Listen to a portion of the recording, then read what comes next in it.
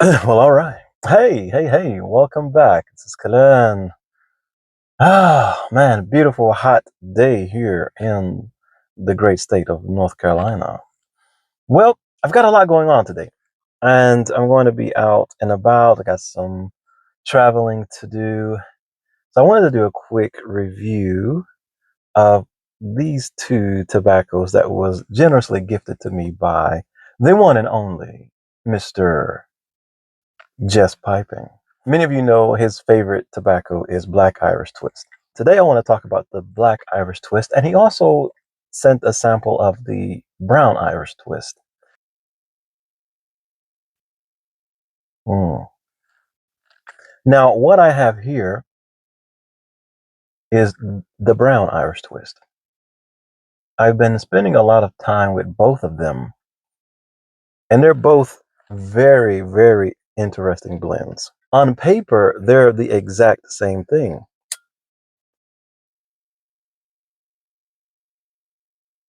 meaning they're comprised of the same components. Dark fired Virginia and some Burley. If I'm not mistaken, the numbers are 80% dark fired Virginia and 20% Burley. I'm not sure if it's white Burley or dark Burley. I'm not sure about that part. And these being dark fired Virginia blends is really, really interesting in their flavor profiles.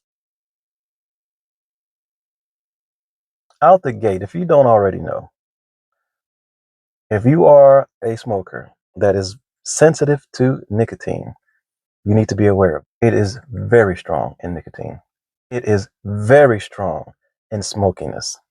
It is very strong in the boldness of the blend. And it is not a crowd pleaser. The brown Irish twist is also very strong in the smokiness.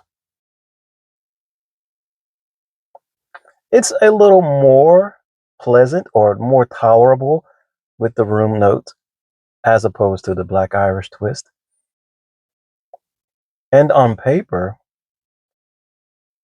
the brown Irish twist is actually listed as being higher in nicotine content than the black Irish twist. However, I don't get that. I definitely get the strong kick from the black Irish as opposed to what I get from the brown Irish twist. Also, the smokiness is not as bold. It's there, but it's not as bold as the black Irish twist. One thing that I definitely agree with after listening to Jess talk about the Black Irish twist and some of the reasons why he loves it and is his favorite. Um, One of those things is it's definitely one of the most consistent tobacco blends I have ever experienced to date. I have smoked it in Mearshams and Briars and Cobbs, and every single bowl experience has been the same. It did not deviate in the taste. It didn't deviate in the smokability. It didn't deviate in the boldness. It didn't deviate in anything. It is one of the most consistent tobaccos I have ever smoked. And to date, I cannot think of any other tobacco blend that has that type of consistency as Black Irish Twist does. It does not go anywhere. I have had a bowl of it and smoked a quarter, left it, came back the night, smoked it, and I mean, it picked up right where it left off. The next day, picked up right where it left off. I did not change out, reload. I just lit back up what was in there, and the experience was just like the first time I lit a fresh bowl. That consistency is a beautiful thing. However, there's not a lot of ups and downs and turnarounds for me in the smoking experience. It's just so consistent. It's just straightforward. And that's it. It doesn't look back. It doesn't go right or left.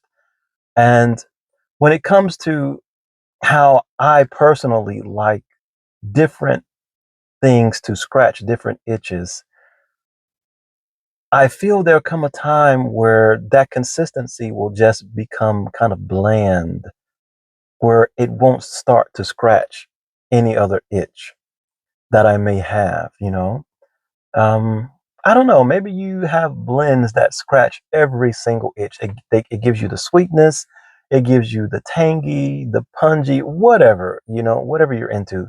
That the flavor, the aroma, the smoothness, and it's like, you know, when you smoke it, man, you really enjoy it because it scratches so many itches or it checks off so many boxes. Unfortunately, the Black Irish Twist doesn't check off enough boxes for me to put it in that type of a category for a tobacco blend. The Brown Irish Twist, on the other hand, scratches a few more itches or checks off a few more boxes. Mm. Now, the major difference in the black and the brown is that it's not, the brown hasn't been through a steaming process.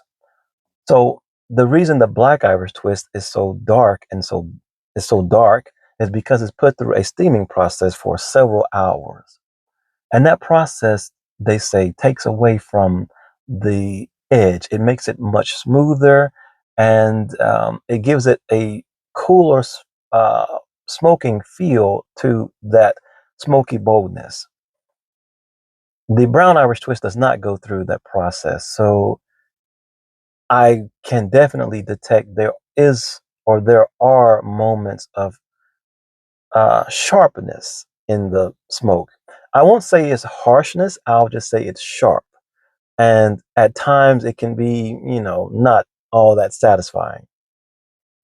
It can definitely get to the point where if you pull too hard, it can become harsh. But it's definitely has some sharp edges that I'm sure would mellow out in time with aging.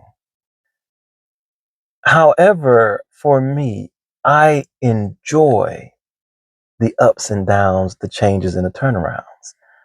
With the Brown Irish Twist, you get that from the dark fired Virginias and then those moments where the burleys come in. You really get that and you can taste that and experience that. I don't get that or experience any of that with the Black Irish Twist. It's, as I said, it's just straight one way. It does not look back, left, or right. So, in that sense, the Brown Irish Twist gets a higher marking for me. One thing that is kind of a negative for me with the Black Irish Twist is that it leaves a oily type of residue in my mouth, and I don't really much care for that because I don't know what that is. I don't know what is causing that. And I don't get that from the Brown Irish Twist. No matter what I smoke it in, no matter if I leave it out to dry or I just take it straight to the bowl, I don't get that in the background. I don't get that after the smoke.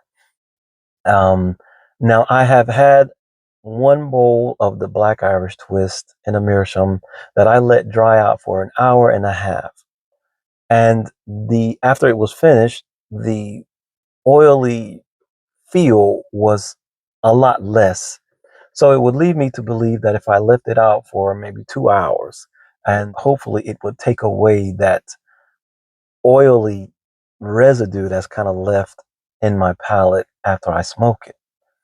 Um, so that would be my only negative, really. Only negative. The whole thing about it being one dimensional, that it being straightforward and having no deviation is not really a negative. It's just that in time, you know, I know that I would want something else. I wouldn't be able to always enjoy it. You know, I would want something else because I need something else to fulfill another itch to check off some more boxes. I definitely lean more towards the Brown Irish Twist just because I have never gotten that oily taste and sensation. And there's more ups and downs and curves in the smoking experience with that dark fire Virginias and the Burleys when they come through. And so I like that. I really like that. I think Black Irish Twist is a good tobacco. And it also kind of puts me in the mind of like being at a community cookout. You know, you've got this grill that's just 3 blocks long, and in the middle are the smokers, and on the outside you've got the, you know, your basic grills, and everybody is cooking on this thing simultaneously. That's kind of what it puts me in the mind of. You've got the ribs and the dogs and the burgers and the chicken and the seafood, the vegetables, everything is being grilled and smoked all at once. And yeah, there's never a time where you can be like, oh man, whew, let me sit down and get a little break. No, you've got to manage all of it. You know, that's kind of what the the Black Irish Twist puts me in the mind of. Thank you, Jess, for allowing me to be able to sample your favorite tobacco, man. I definitely get it, and I definitely everything that you said about it, from your perspective, without a doubt, I see it, I get it, and I understand it. If you think you would want to try it out, I think you should definitely try it out. So that's all I got for today, guys. And yeah, take care. I hope you all have a beautiful weekend. God bless. Catch you in the next one. Peace.